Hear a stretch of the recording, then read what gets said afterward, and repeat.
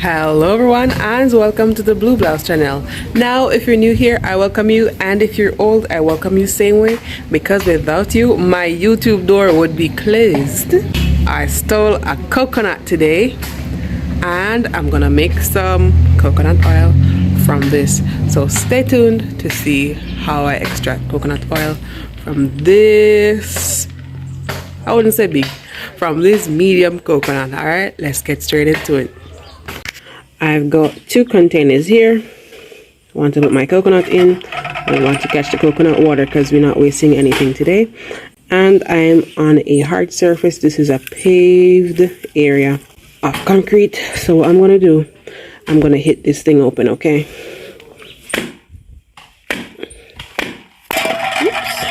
Oops. I'm breaking this live. I'm not editing nothing. See, a little crack is there. I'm gonna crack it one more time.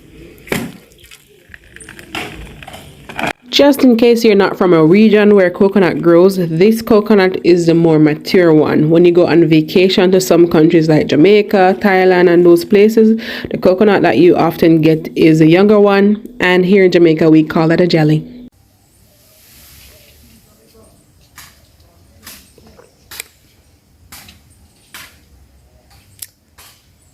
Can go on. Not taste sweet like I want if it's sweet.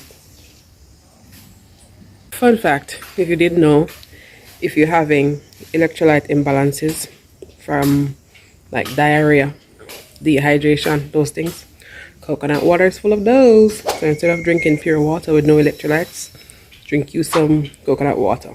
So we got our coconut water out and all consumed, and now it's time for me to take the meat from the husk. As you can see, the two big pieces weren't cutting it, so I actually cracked it some more and got them into some smaller pieces. As you can see by the video, I'm actually taking my time to take the meat from the husk. You will see how easily it pops up after I've forced the knife on all the edges of the coconut. It will come right out. However, I want you to take notice of a little wet spot coming right there. If you see that little wet spot on your coconut, throw it away.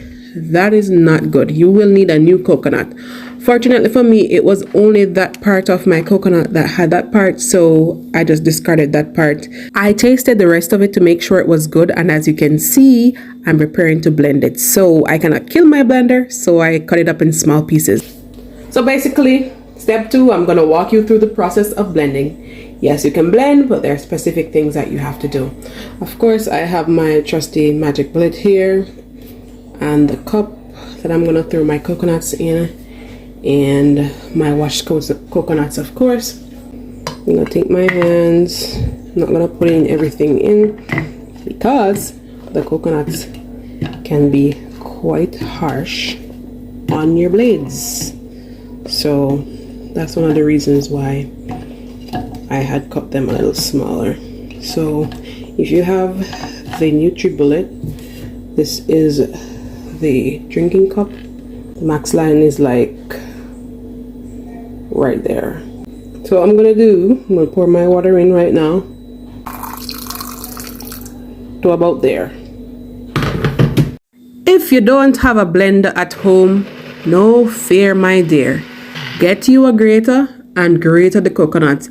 It will do the job just as good. Just that it's gonna take you a little bit longer to actually get those coconuts to shreds. I've lined up my sieve or my strainer, and I'm going right ahead to actually get the shreds separate from the liquid. If you notice, when I actually blended the coconut, I did not use a lot of liquid because we will be boiling this and we don't want to spend all day boiling. Notice as well, I'm going in with my hands because I need the meat of the coconut to have every inch of it squeezed, because you know the oil is in the meat. Great hand hygiene is very important for this step. However, if you are doing it for someone or somewhere outside of your household, go ahead and don some food gloves, whether they be plastic, nitrile or latex, preferably nitrile. This is the coconut milk that is left behind. You can use this in whatever food prep. Shout out to the vegans. And this is the trash. Now, normally you could use the trash for baking, but this is so dry. This not going to have no use. Fun fact, because of the terrain of Jamaica and how expensive it is, we use propane tanks in our kitchen. So that's why you see me using a lighter. Yes, you have electric stoves, but what's the fun in that? No fun in that there. Do as I say and not as I do. Strain the coconut milk before you actually put it on the fire, okay? Aluminium pots or Dutch pots are a common thing in Jamaica. Normally, I'd boil my coconut in that, but I wasn't trying to spend all day to boil 1 ounce of coconut oil. So I chose the thinnest pot. I don't know which metallic material this pot is made of, but what I can tell you is even on the lowest heat setting, your platinum going burn up. I am not showing me covering the pot in this video, but be sure to cover your pot so your job can be done faster. And if it look like it's going to boil over, just crack the top of the pot cover. Note well that the more syrupy it looks, the closer you are to being finished. Just like when you're boiling gravy. You want to boil it until it looks like this. The white stuff that you're seeing is called the custard, and the little bubbly clear bubbly things is the oil. You can actually take it off like this and actually pour it out and let it separate itself. Then you strain off the custard from the oil, but I ain't gonna do that. I wait just 2 seconds longer until the custard is stuck to the bottom of the pot like this, and when I drain it to the side, all you can see is oil, no contaminants inside. As you can tell by what is going on in this glass right here, you would have to prepare a lot of coconuts to get a good amount of oil.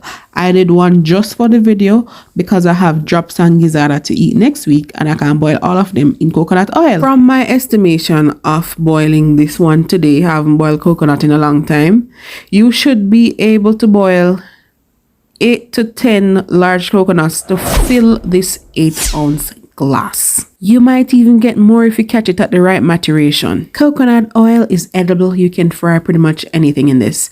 If cardiology has banned you from fat, coconut oil is safe to consume, my friends. Coconuts have anti-inflammatory, antimicrobial, and antifungal properties. It loves skin and hair just as much as it protects your arteries. Some even claim that it helps to alleviate eczema and psoriasis. Coconut oil penetrates the hair shaft, which is awesome, but protein sensitive hair doesn't really do well with it. Protein sensitive meaning your hair is dry and brittle after using it, but that can always be fixed by mixing it with something else. It's bye from the Blue Blast channel. See you again next time.